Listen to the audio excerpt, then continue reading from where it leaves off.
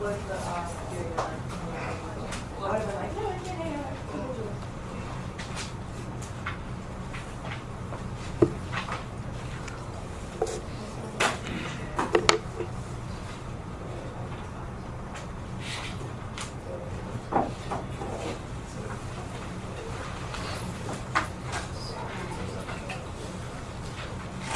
Okay, if you did the gas back on Friday with your 25-degree unknown, and I put your plates out on the table for you, and the indicator didn't seem to indicate that the gas back was working good this time, so you can be trusting in those particular results. We've got an exam coming up a week from today, I believe, and the material that we'll end with will be this material we're covering right now. So we'll go up through the control.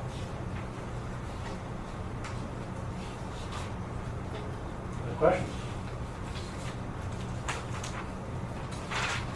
Okay, we were talking about physical methods of control of microorganisms, and there's actually something that I forgot when we were talking about temperature, and I'll fold that back in just a second. But we were also then transitioned over to radiation and talking about how radiation can be lethal to microorganisms. And I said that there were really two types of radiation that we were going to be dealing with, and those were ionizing radiation and non-ionizing radiation. What does ionizing radiation do to cells? Besides killing? Or more appropriate, how does it kill?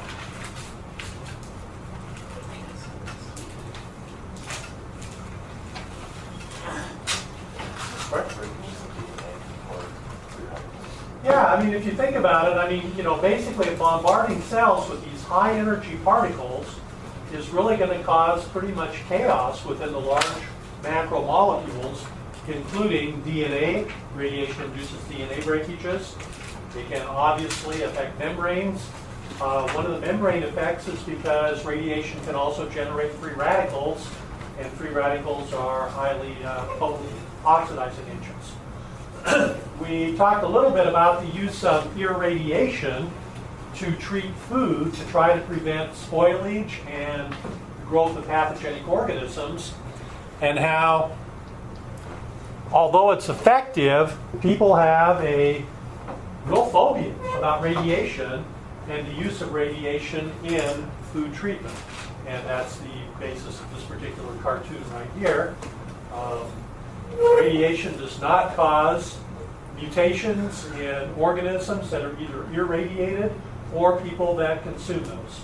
Irradiation's been around for over 50 years, and there have been a lot of tests done on the safety of irradiation, and it really works really well. Okay.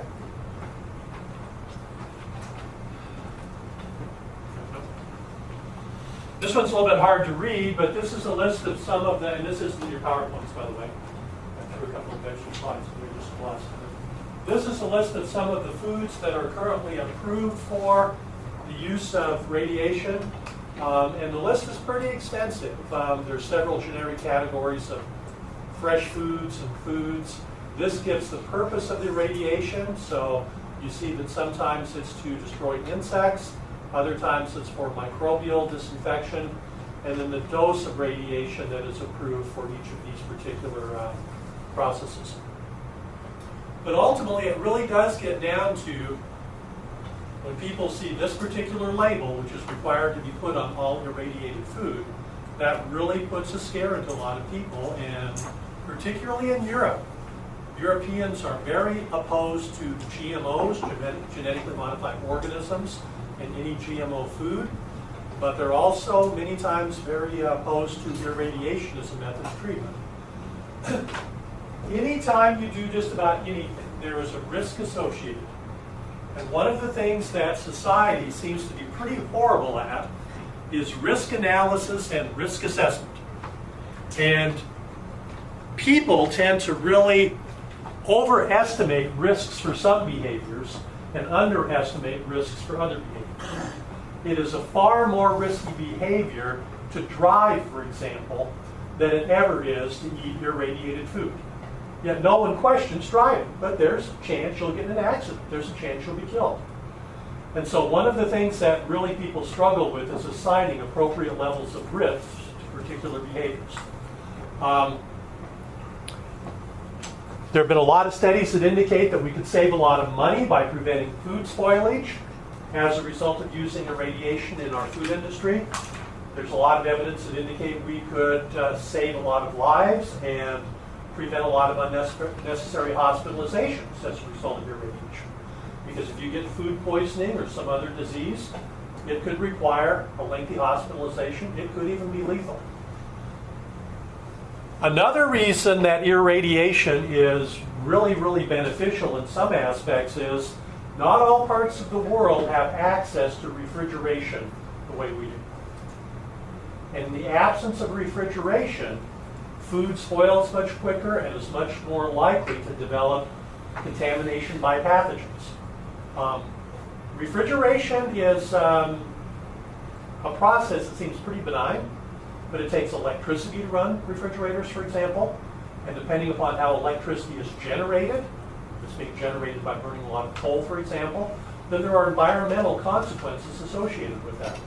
So there are a lot of people who feel like we really should be developing very cheap and very robust irradiation techniques for less developed countries and not try to instead impose the refrigeration strategy we use because they can't afford it in many cases and they don't have access to the energy to run it. So there's a lot of interesting kind of public policy issues revolving around this whole issue of food irradiation. It does work. Here's an example of some non-irradiated strawberries. Here are irradiated strawberries that have been in around the same amount of time. I just threw a bunch of strawberries out of my refrigerator the other day that look pretty much like this. Fruit doesn't have a very long shelf life, and so irradiation really does prolong shelf life. And really, when they do consumer studies, consumers don't argue at all about any effect on flavor from irradiated food. Okay? It tastes just fine. In fact, in some cases it tastes a little bit fresher.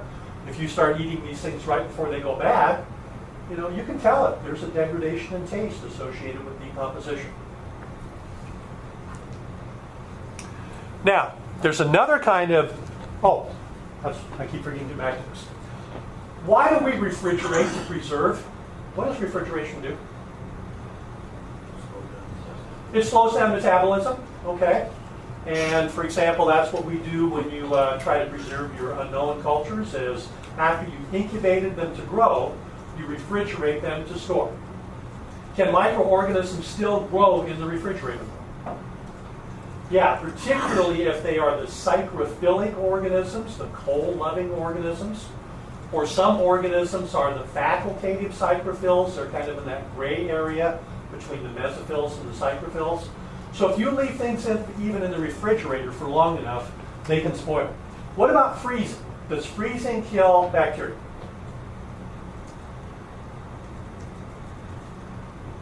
Yes or no? Pardon me?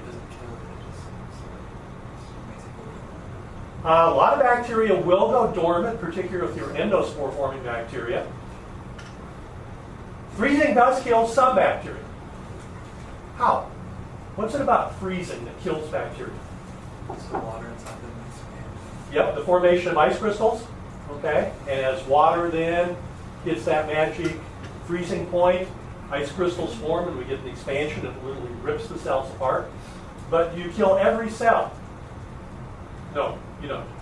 And so if you have something that's been in a sealed container that's been put in the freezer and you pull it back out, it will eventually spoil because some cells will persist. We use here to preserve cultures that we use in this lab storage at minus 80 degrees. Okay? So you have to have a special freezer to achieve minus 80.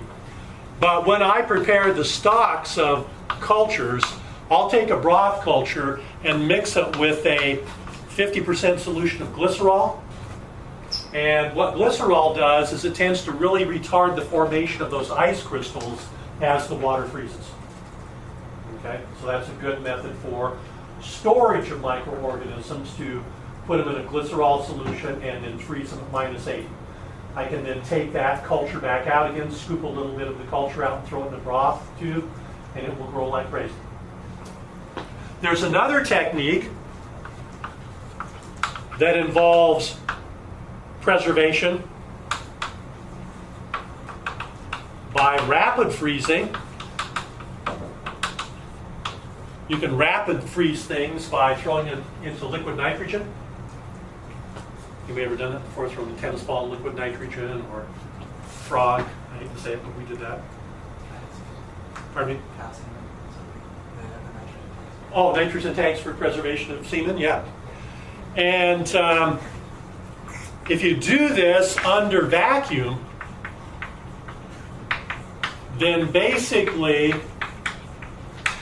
the culture turns into a powder, becomes a freeze-dried powder. This particular technique of rapid freezing with liquid nitrogen under vacuum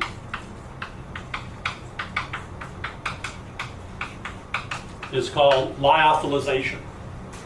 And I ordered a whole bunch of lyophilized cultures this summer and got these little vials of powdered microorganism basically. And then when the semester started, I transferred that into a broth to rehydrate it, got it growing, and then I took subcultures of that and put them in the glycerol solutions at -80, so that way I can store things for quite some time. Lyophilized cultures, these freeze-dried cultures, will persist just fine in the refrigerator for up to 10 years.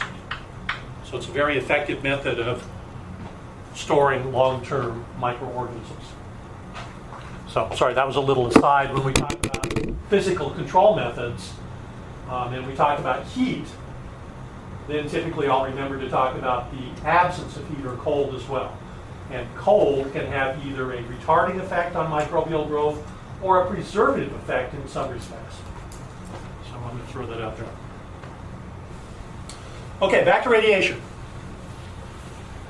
Second type of radiation we need to consider is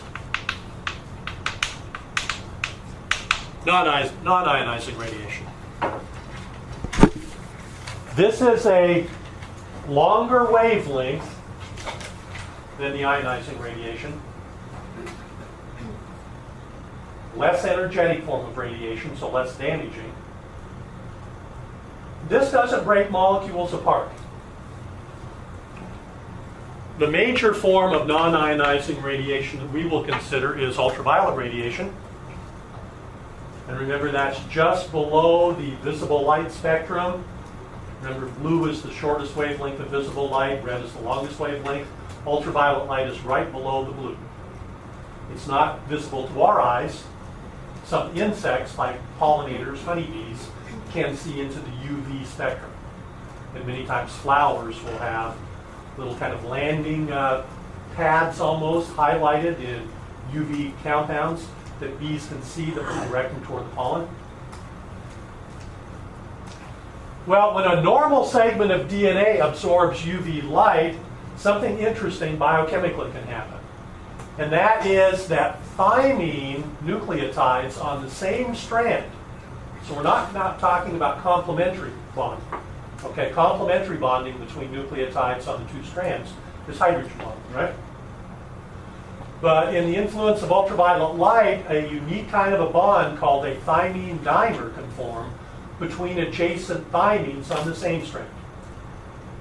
Okay, so we form a new bond here. What's the normal bond that hooks these nucleotides together? Remember? Phosphodiester bond, the sugar phosphate bond. Okay. Here now, a thymine dimer is formed actually between the nitrogenous bases. Well, what does this do? It interferes with DNA replication and transcription of DNA into RNA. That's problematic. And if this isn't corrected, that will kill the bacteria or any other cell. Now, bacteria have a pretty impressive group of repair enzymes that are constantly kind of proofreading DNA and trying to see, are there any mistakes? And there is a proofreading mechanism that can be used to cut out these thymine dimers.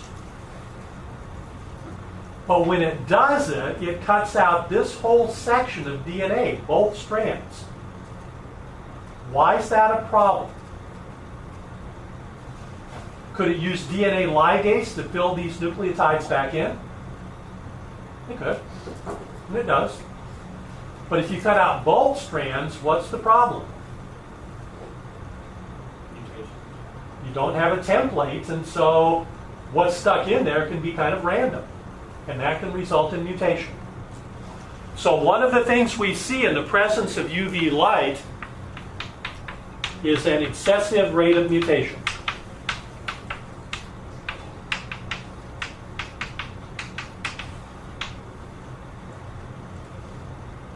That's why ultraviolet light can cause skin cancer, because mutation is oftentimes the initiating event. It is usually the initiating event, unless it's a viral cancer, in causing cancer. But if you treat bacterial cells for a fairly lengthy period of time with UV light, they have pretty short generation times, remember. They just constantly, their DNA is being mutated, and then it doesn't have time to repair or doesn't properly repair. So the UV light can be lethal. Now, there are some limitations of UV light.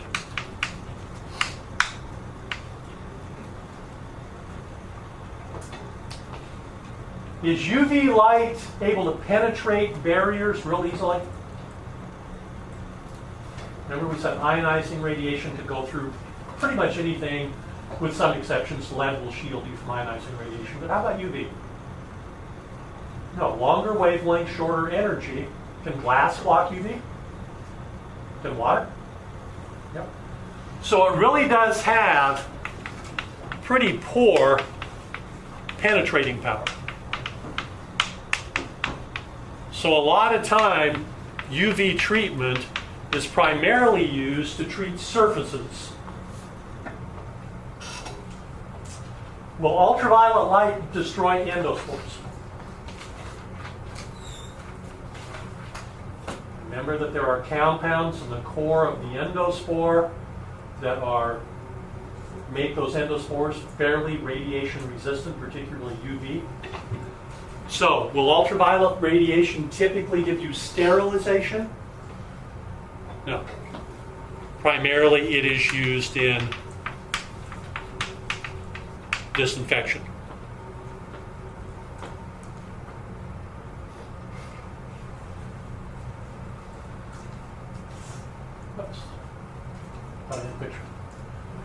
One of the things that we typically will use UV radiation for is to create a more disinfected environment for working with cell cultures, for transferring microorganisms from one environment to another. Anybody ever wondered what this little thing is up here? That's an old style transfer hood. And the transfer hood is just intended to create a kind of a semi-sterile enclosure. When you use this transfer hood, you just put it on the tabletop and you spray the whole thing down with some disinfecting chemicals like our Clorox, for example. And it also built into there is a UV light up in the top, and you turn that on for a couple of hours. And that creates a at least lessened germ environment, so when you do the transfer of your cultures, you're less likely to pick up contamination. We're going to talk about filtration, and if anybody's ever been back in the room where we have the -80, Corey will be working with this later this semester. We also have a transfer hood that involves filtration. We'll talk about how that works in a second.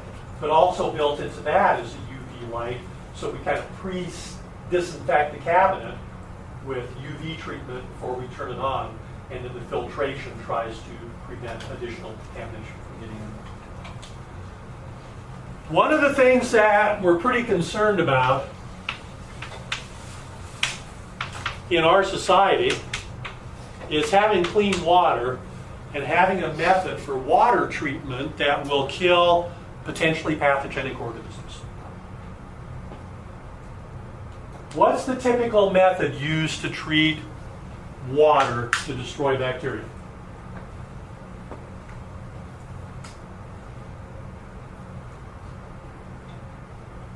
Using swimming pools too. Chlorine. Okay. So chlorination of water is commonly used. And we'll talk a little bit later on about how chlorine works and what it does. And chlorination works great. However,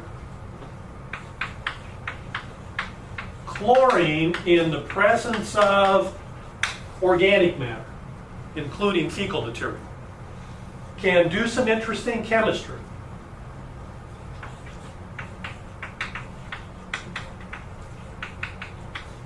And a class of compounds can be formed by the interaction of organic matter and chlorine called trihalomethanes.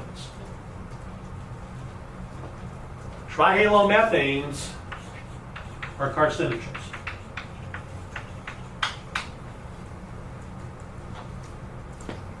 So that immediately begs the question, what the heck are we doing? Are we treating our water and creating cancer-causing materials? Yes. But, again, risk analysis, okay? Public health consideration. What is the risk from dying from ingesting contaminated water with pathogens versus the risk associated with some level of carcinogens in your drinking water?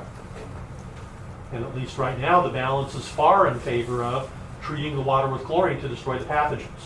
But this realization has led people to ask the question, are there other alternatives? And actually there are. There's a class of compounds called chloramines,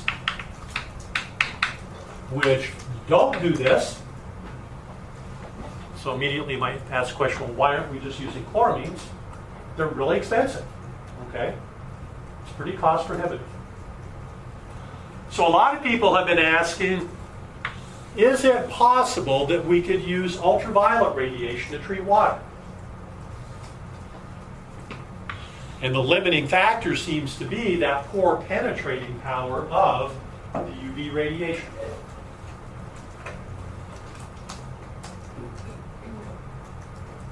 This is a water treatment plant that has been set up to treat water, not using chlorine, but using ultraviolet radiation. And the trick is that the water is sent through a system that puts the water into a very thin film. And then those thin films run across these banks of ultraviolet light. And as long as the film of water is thin enough, then the UV light can penetrate sufficiently to disinfect the water. This isn't your slides either. Anybody ever seen one of these? This is a device called a SteriPen. And it's a little portable, looks like an electrode, a pH electrode, and it's battery operated. And you can just put that into a glass of water that has bacteria in it, flip it on and stir it around, and the ultraviolet radiation will disinfect the water and make it drinking water quality. So a lot of times people use it when they travel internationally, because you've got to be really careful about drinking water. Sometimes bottled water isn't as accessible as you want it to be. Sometimes it's pretty expensive. So by just carrying around this little SteriPen and sticking it into a carafe of water, I think you can sterilize or disinfect it for a quart at a time. It's a pretty cost-effective way to go about doing it. So ultraviolet radiation does have some applications. This talks about radiation, and this shows you some of the applications of both the ionizing radiation and the non-ionizing radiation. Here's a little tabletop chamber that generates ultraviolet light that's used to disinfect toothbrushes. I think that might be a little bit unnecessary. As long as you don't share your toothbrush with someone, you're just re-exposing yourself to the same oral bacteria that you have. These are on the market, and a lot of marketing convinces people that it's necessary to do that. Another mechanical method that you can use to eliminate microorganisms is filtration. And I do this for one of the media for one of the tests we'll run later on, the urea test, the urease test. When I make up that particular media, Basically, I add urea to tryptic soy agar, and then I need to sterilize it. But under high temperature, urea decomposes into CO2 and ammonia. So instead, I have to prepare the media and then filter it. And as long as you pick a filtering material that has a pore size that is smaller than the bacteria, then the bacteria will be trapped on the membrane filter and you can pull the liquid through. Usually that requires application of a vacuum. If you just use gravity filtration, it's going to take forever for that to filter. But you throw it on a vacuum pump and you can just suck that liquid through and all the bacteria stay behind. And then as long as the flask was sterile, then your media that you collect will be sterile.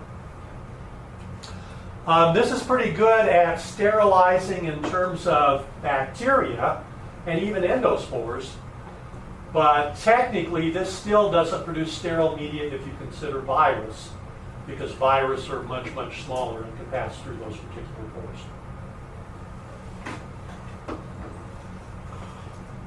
We have adapted this technology so that filtration can be used in furnaces to try to keep mold and dust spores from circulating in your house. Some vacuum cleaners now are equipped with filtration systems to try to prevent the dust mites that you vacuum up and the other stuff you vacuum up from not being exhausted into the air. And so there are filtration systems associated with vacuums. And then we also have biological safety cabinets and laminar flow beds. And these are intended to create sterile work environments so you don't get contamination within these particular environments. And their air is filtered, both supply and exhaust, with these filters called HEPA filters.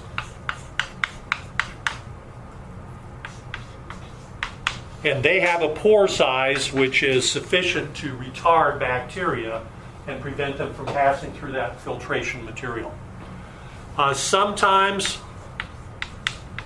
the filter material itself is impregnated with one or more different antimicrobial materials.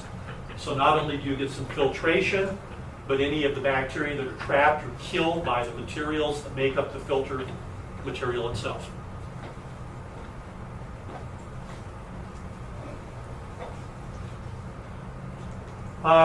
Another physical method of control of microorganisms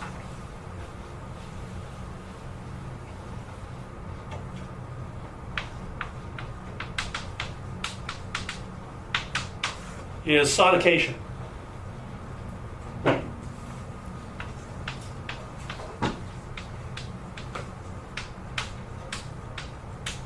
Sonication occurs when you generate high energy sound waves and pass them through water. And there are little water bath like looking instruments called sonicators that you can use for, particularly in dentistry, cleaning dental materials after a dental cleaning. Those high energy sound waves can dislodge bacteria, because you know that tartar that your hygienist scrapes off your teeth gets a little bit sticky. And so throwing your instruments in the sonicator can help to knock that off. As the sound waves pass through water, it heats the water and generates a temperature of about 80 degrees Celsius. And so that's helpful.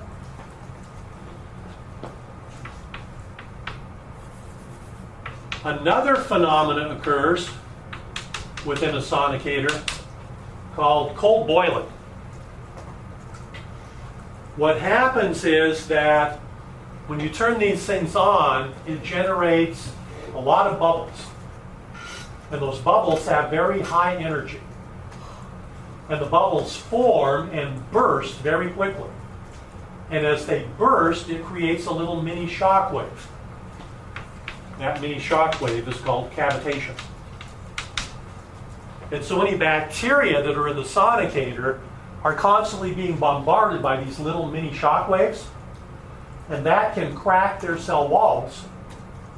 And then if their cell walls become compromised, then the bacterial cell can lyse. So again, this is used for disinfection typically what we'll do in a dentist office, for example, is you'll clean your instruments first in the sonicator, and then you're going to throw them in the autoclave to sterilize them. Okay? But if you don't put them in the sonicator first, those biofilms that can be adhering to the dental instruments can really then, the steam won't penetrate those, and they won't kill the bacteria within the biofilm, so the material won't be sterile. Okay. Austin, I'm assuming you've done some dental internships and seen sonicators? Yeah.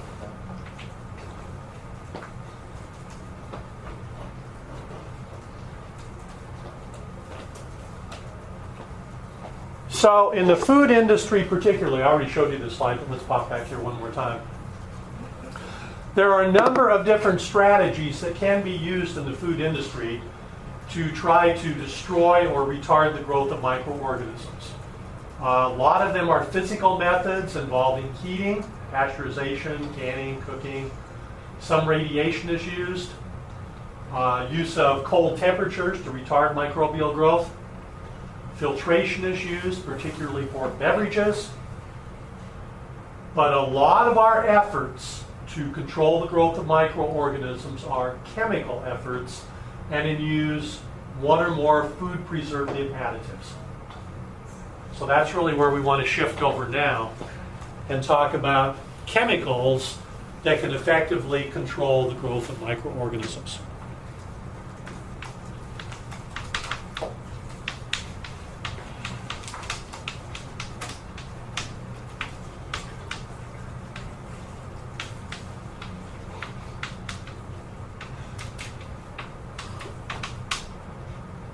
For convenience sake, we typically put chemicals into two categories: general chemicals and chemotherapeutic agents.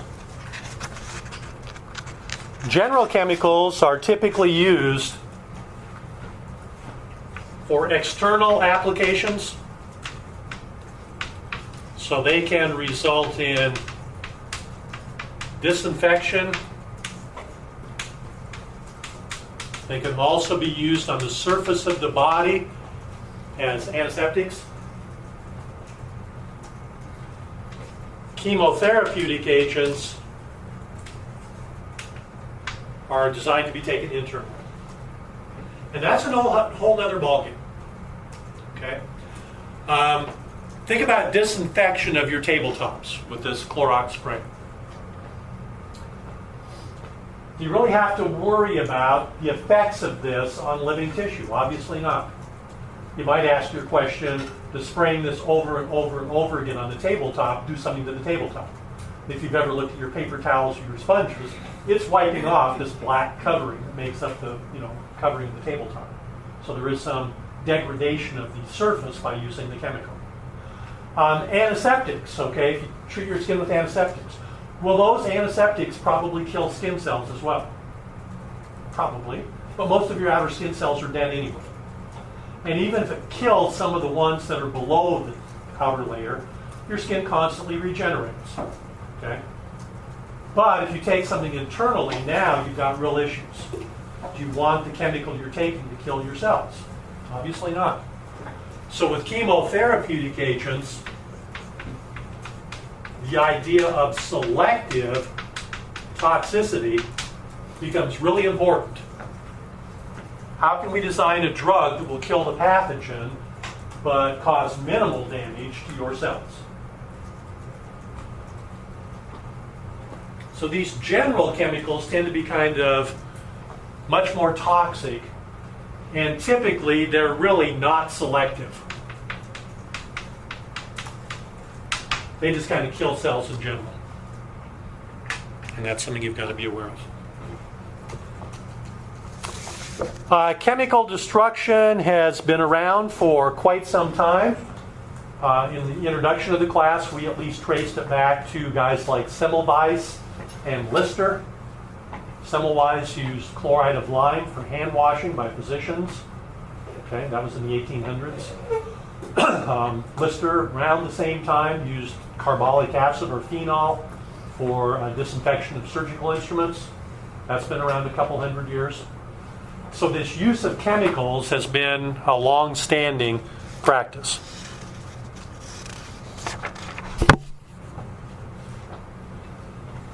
Oops. This is a summary slide of physical methods of control. Sorry about that. Okay. When we talk about chemicals that kill microorganisms, sometimes those chemicals are referred to as germicides. So germicides are chemicals that kill germs. Now, germs are really kind of imprecise term. Inherent in this idea of germs is really that there's something that's pathogenic, potentially disease-causing. More realistically, we should be talking about agents that are bactericidal or fungicidal or virucidal, but a lot of times we just lump those all together and talk about germicidal agents. So what are some good qualities in a germicide? Okay. Well, one is that we would like them to work well in low concentrations. The higher the concentration you have to use, the more risk there is for collateral damage to either a surface or to the skin in case of antiseptics. They should be water or alcohol soluble because they need to be dispersed. Things that are alcohol soluble are called tinctures. Have you ever heard of tincture of iodine? If you buy some iodine in liquid form on the grocery store shelf or the drugstore shelf, that is an alcohol-based solution. That's a tincture. They should have broad spectrum, kill a lot of different things, hopefully without human toxicity. Have pretty good penetrating power. They shouldn't be inactivated by organic matter. Remember we talked about that concept of organic matter potentially tying up disinfecting agents or chelating them and making them unavailable. Non-corrosive and non-staining. They should be affordable. Hopefully not a horrible odor for people who use them. And some of these will not only not have a bad odor themselves, but will be deodorizers themselves. What does the term sanitization refer to? Did you go back and look at that list of terminology? When we sanitize something, what do we do? Remove pathogens. We're limiting organisms, and they may be pathogens, they may not be. It depends upon the application.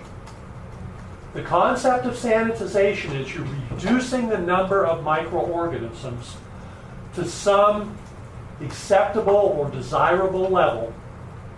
Typically, those numbers of organisms are established by public health standards. Okay?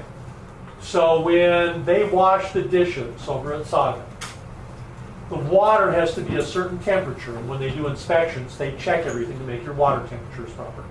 Okay? Well, is that going to sterilize your dishes? No. But it's going to remove enough of the organisms that it's reducing the numbers to public health standards that we consider safe and acceptable. Okay? So typically sanitization methods are disinfection methods, but you might not completely wipe everything out. There might be persisting microorganisms, but the numbers that are there are considered to be safe. Well, are there any germicides that kind of meet all of these criteria? No, not really. There are very few that check off most of those boxes. Two that come the closest are hydrogen peroxide at a very high concentration and a compound called chlorhexidine. We're going to talk about both peroxides and chlorhexidines later on. So just kind of keep that in mind that those are some of the better agents that have the most desirable qualities. Okay, so let's take a look at some germicides.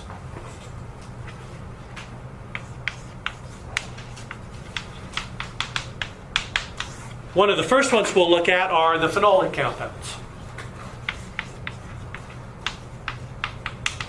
Also used to be called carbolic acid. This is what Lister used to disinfect his surgical instruments. So this has been around for a while.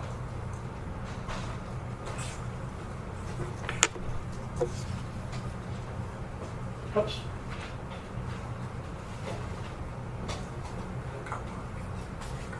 Pardon me? Carbolic.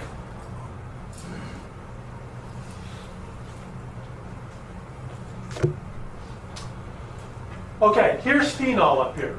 Okay, basically a heterocyclic ring with a little hydroxyl group sticking off of it. Phenol is highly toxic to cells. It denatures proteins.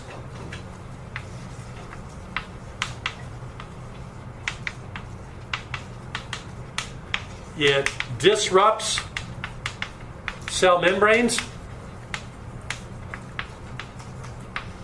And when you're working with phenol, you got to be really careful because it can cause serious chemical burns by having these effect on your skin cells. So it's a pretty potent antimicrobial agent.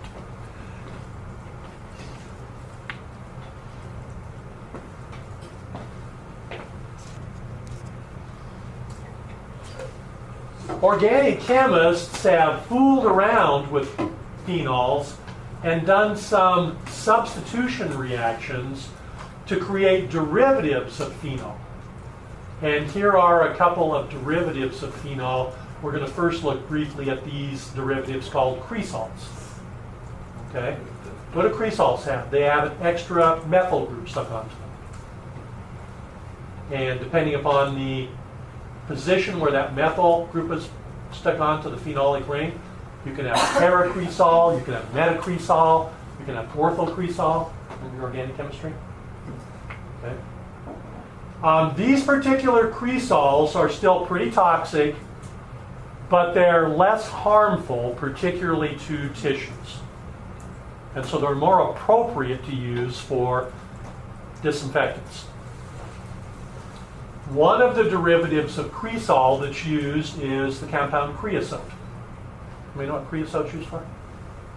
It's a black, tarry-looking substance.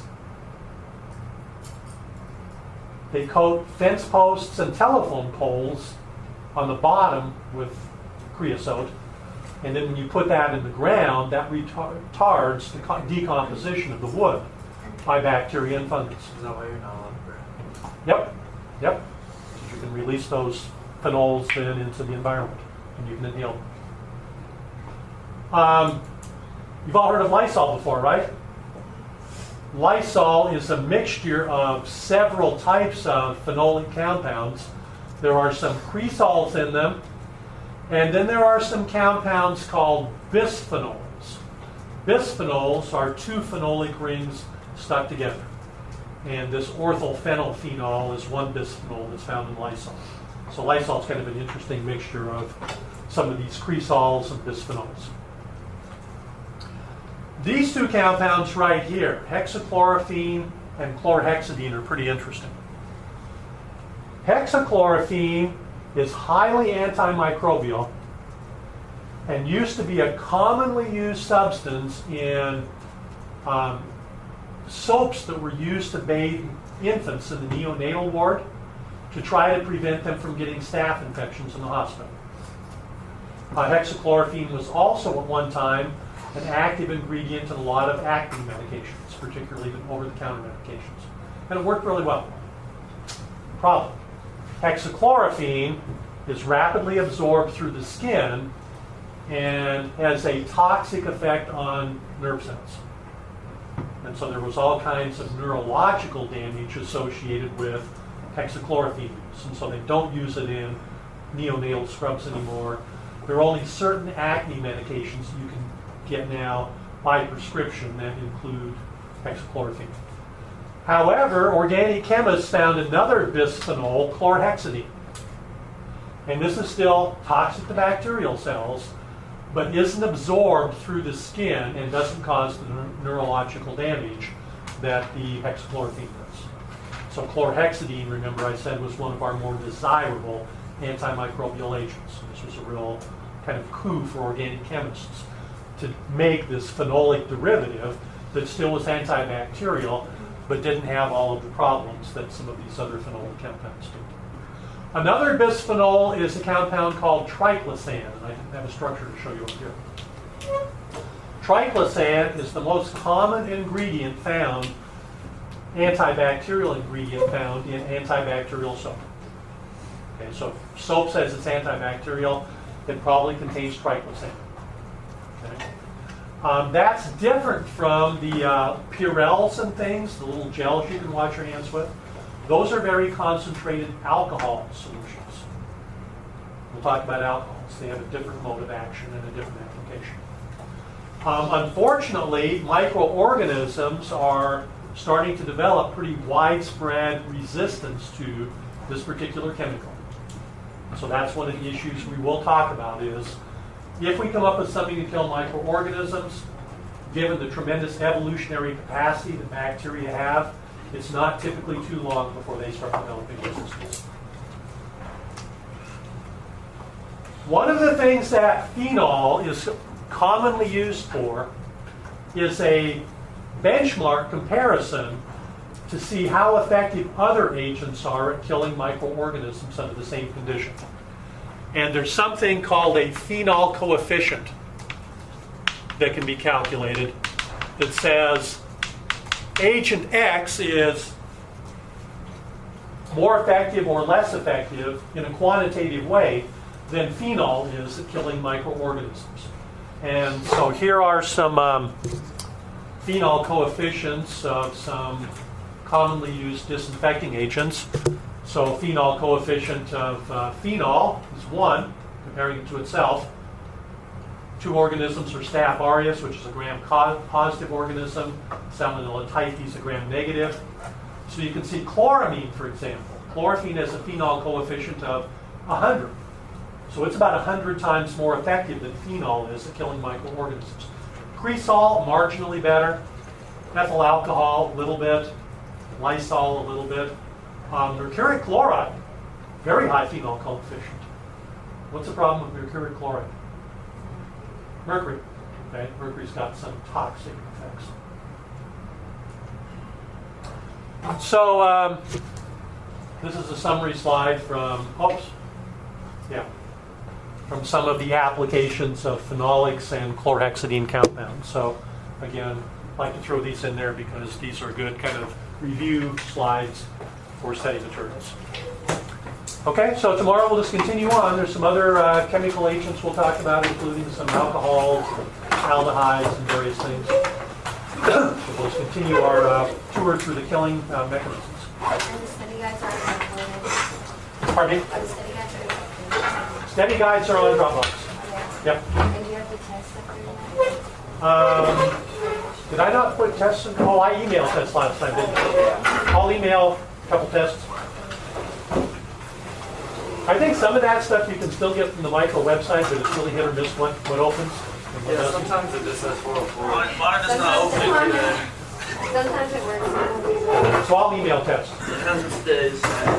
For my types on there, I go over biofilms and cavities. How are you? Yeah, and they use chlorhexidine to like develop biofilms. Okay. They're also doing like a lot of tests like there's some like sexual effects because of the kills like the cells and stuff. So they're looking at like extracts from like medicinal plants. Oh, okay. To start getting away from chlorhexidine. Some of the, I know that What's in like orange oils and lemon oils, I think, contain natural phenolic compounds. yeah, there's stuff like that they're trying to get away from. So I know that's in like a lot of things. Mm-hmm. It really is. good in my program. Yes. Yeah. I think I'm actually coming to your seminar. Yeah. I think I'm the faculty assigned, other than Dr. O'Neill. Yeah, because that's why I just like a lot of like recent like articles like they're trying to do like those medicinal plants. Okay. So I thought that's pretty interesting.